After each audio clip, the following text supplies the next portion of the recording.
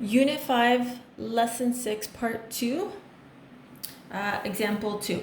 So in Example 1, we were determining the equation of a line given a graph. There's another way we can do that if we're given the table of values.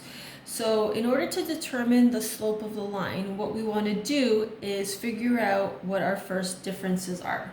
Because our first differences is another way to represent slope. So when we look at our x values here, they're increasing by 1. So we want to see what the corresponding changes in our y values. So 3 take away 1 is 2.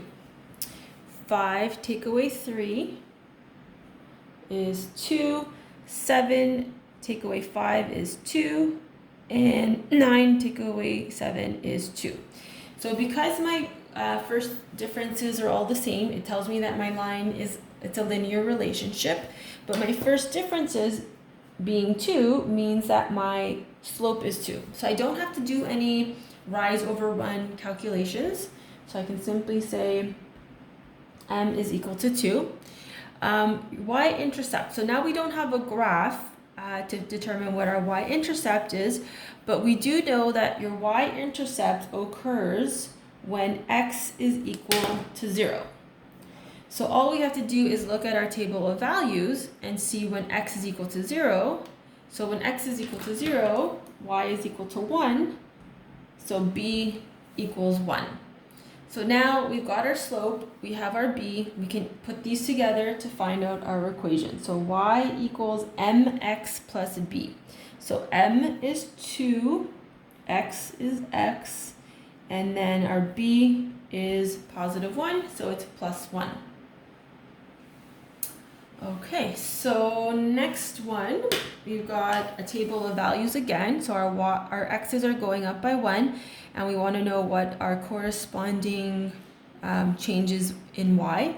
So then you take your second point and you subtract the previous point. So negative 1 take away negative 3 is 2.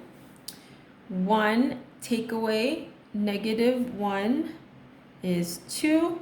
3 take away 1 is 2.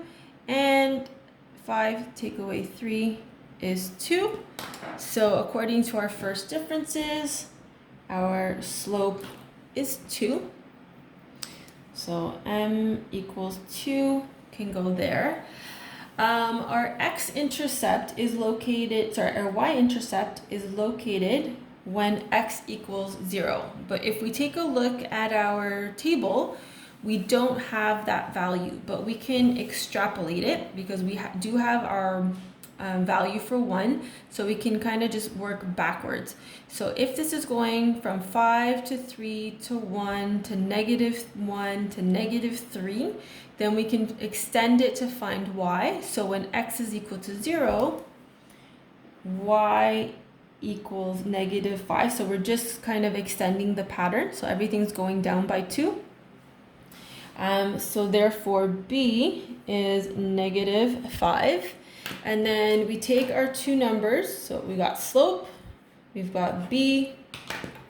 So we can put it into our equation. Y equals mx plus b, where m is 2 and b is negative 5. So your equation is 2x take away 5.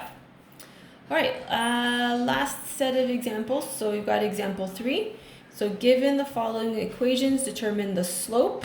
So slope is m, y-intercept is b, and then we're also going to indicate whether it's a partial variation or a direct variation. Okay, so first one, we've got y equals negative 3x plus 4. So m equals negative 3. Our b value is 4, and it has a slope and a y-intercept, so it is a partial variation. So I'm going to write PV for short. All right, next one.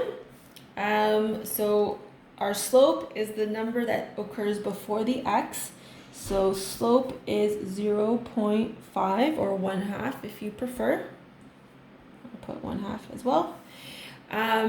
B, we don't have B, so B equals 0. So there is no y-intercept that is other than 0. And what that means is that the origin of the graph is at, or the graph crosses 0, 0.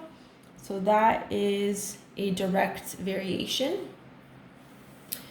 And this one, we've got y plus 3x take away 1 equals 0. So this equation is not in y equals mx plus b form. So we have to put it into y equals mx plus b form. We can't find out m and b unless it's in the right format. So we need y by itself. So we need to move the -1 over and the 3x over. So this one is a bit of a trick question. So if we move the 3x over, it becomes -3x. We move the -1 over, we get +1. So now that it's in y equals mx plus b form, now I can determine the quantity of my slope and my b values. So m is the number in front of the x, so that's -3.